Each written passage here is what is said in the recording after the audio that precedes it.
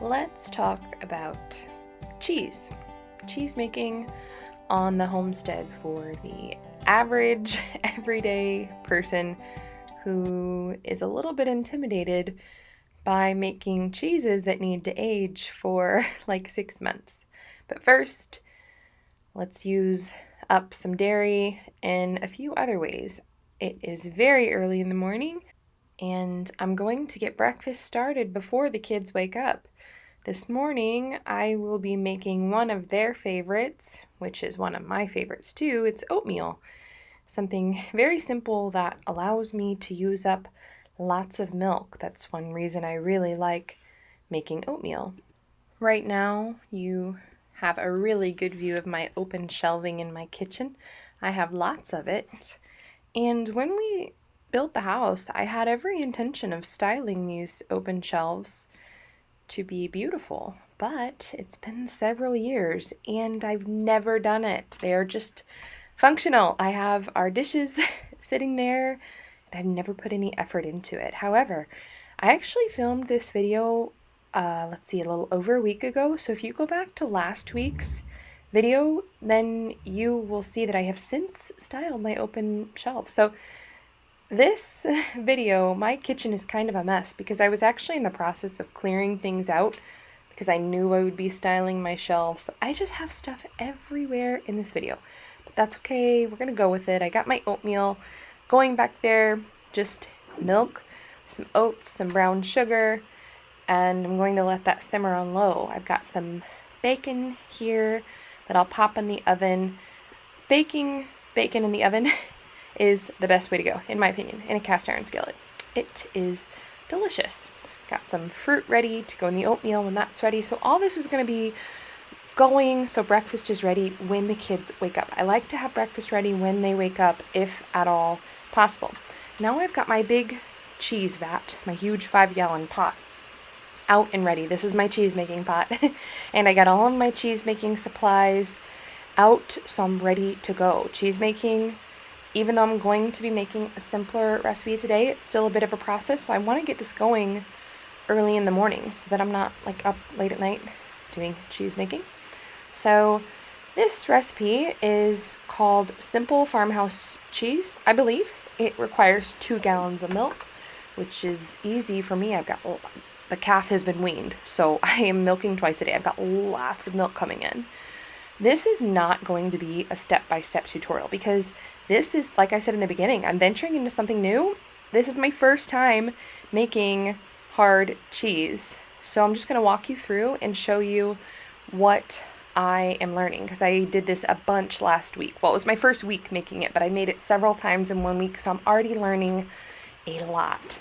So I've just got my milk heating up back there.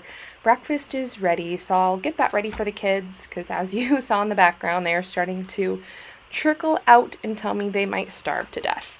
So, milk, raw milk, when it comes out of the cow, it wants to be cheese.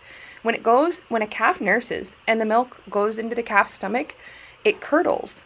And, that's basically the curd separating from the whey. It's kind of like the cheese making process. So when milk first comes out of the cow, it's warm. So back in the background, what you see me doing is I'm heating my milk up. I'm making it warm again because it was in the fridge. That's the first step in cheese making, is you want warm milk. Now you can make cheese with milk straight out of the cow. That's very easy. It's at the perfect temperature. You don't even have to heat it. You just might have to maintain a little bit of heat so it stays warm. So I fed the kids breakfast. Now my milk is warmed up and going to start adding in what I need here. I added in a little bit of culture, let that ripen. I'm adding in calcium chloride here and stirring that. So calcium chloride is optional. You don't have to use it with raw milk, but it's really helpful if your milk isn't fresh. And these 2 gallons that I'm using are a couple days old. I wanted them to set in the fridge so that I could separate my cream. After I added the calcium chloride, I added in rennet, animal rennet, which causes the curd to separate from the whey, and then let it sit for like 45 minutes. That's what this particular recipe called for. Now I'm doing the most fun part, which is cutting the cheese, cutting the curd. It's very fun. My kids have since learned that they really like to do this part too. And once I cut the curd, then here I'm just stirring to kind of slowly break it up into little pieces. I've since learned that it's better if I use my hand and just reach in there and do that. And once the curd is broken up into little pieces, then you remove some of the whey so that you can start to shape your curd. So see those little pieces that I broke the curd up into by stirring? Yeah, that would have been a lot easier if I would have just used my hand to slowly do that. But anyway, I'm learning. So that's why I'm showing you guys. So now I shaped my curd into mostly one big piece, and I'm going to come over here and start the process of pressing my cheese in my cheese form. So I will link where I get all of my cheese making supplies. It's just, I believe it's called New England Cheesemaking Company.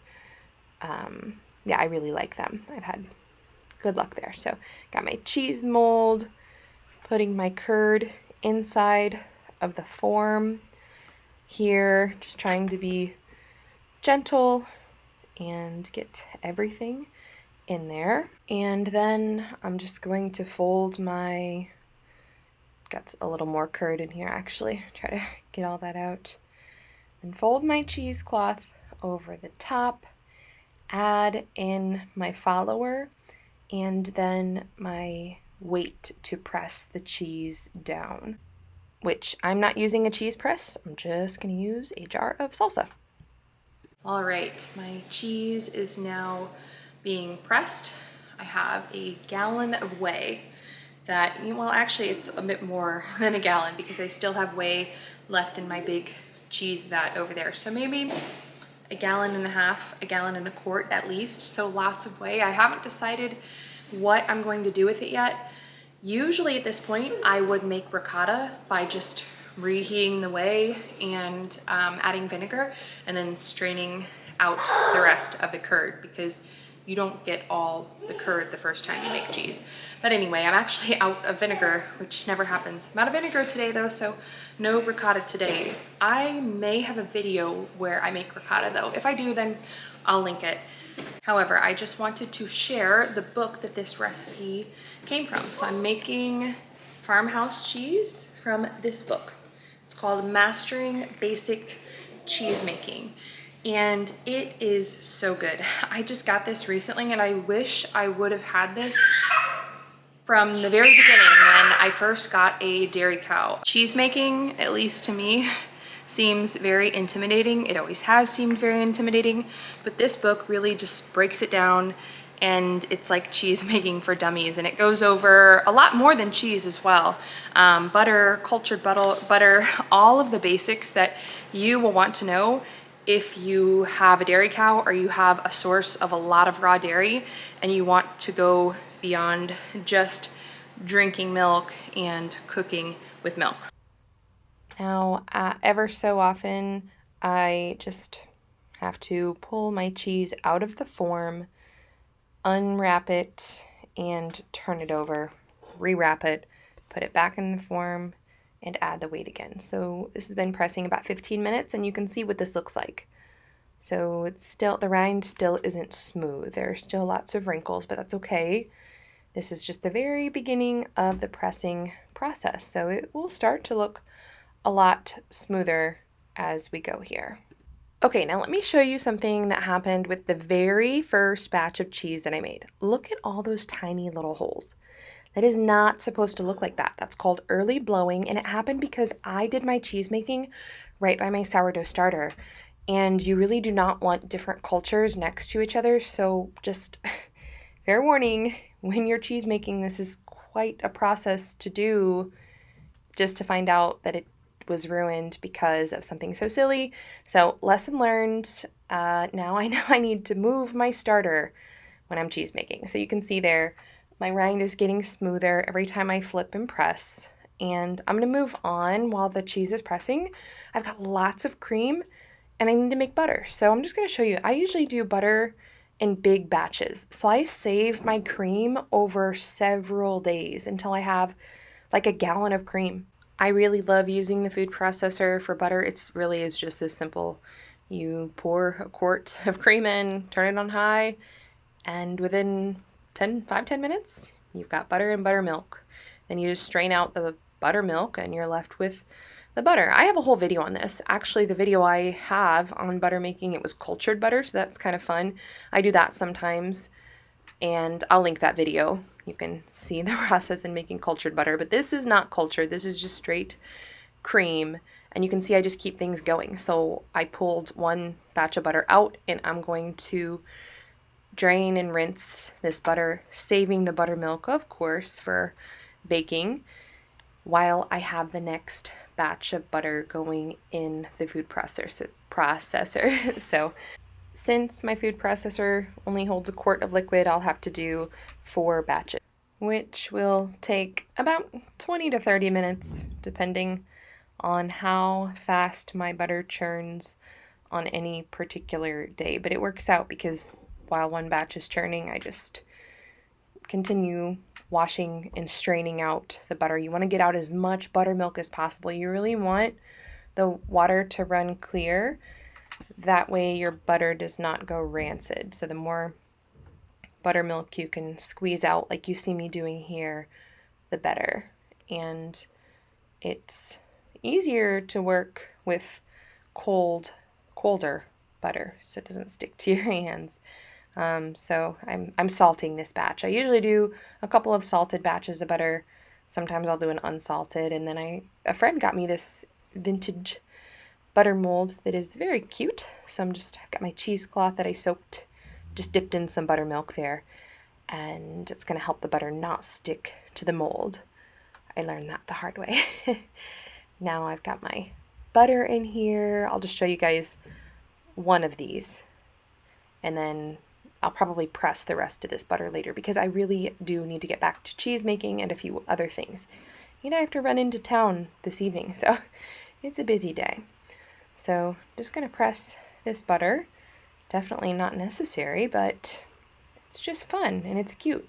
They make all kinds of really cute butter presses. I've seen ones that actually have a little cow on them, so I want one of those. Very cute. So see, this turned out to be very pretty. A little uneven on one side, but that's okay. I'll just wrap this up and store it in the fridge. I'll store 1 or 2 of these in the fridge, but the others will go in the freezer. Homemade butter freezes very well. So I actually ran into town, came back home while my cheese was doing the final 4-hour press, and now it's ready to be salted. So I'm salting this very generously. And like I said, the recipe is in that book. I don't want to, copy and give you guys the recipe out of the book because it's not my recipe. I didn't come up with it. So you'll have to buy the book if you want the recipe, but I'm just showing you what the process looks like to show you this really is a good homestead cheese for just like a mom to make. If you don't have a ton of time to dedicate to it, you can do it in one day. So I got my other butters out that I made earlier, and I'm going to mold those, but they've been in the fridge all day, and honestly they're a little bit too hard. So I had to let them sit out for a while and just figured I would do my kitchen shutdown routine while those were warming up just enough to press into the mold. And this is the last thing I have to do, just wrap these butters and put them away. And now we will fast forward 3 days, and I have finished cheese. This cheese only has to age for 3 days in the fridge. It is so simple and it is delicious. We have really been enjoying it. I have made it several times since this first week making it, and I'm getting better each time. Like I said, I learned my lesson about the starter, and I'm sure I will continue learning as I go. All right, well, thank you guys for tuning in. I will see you next week.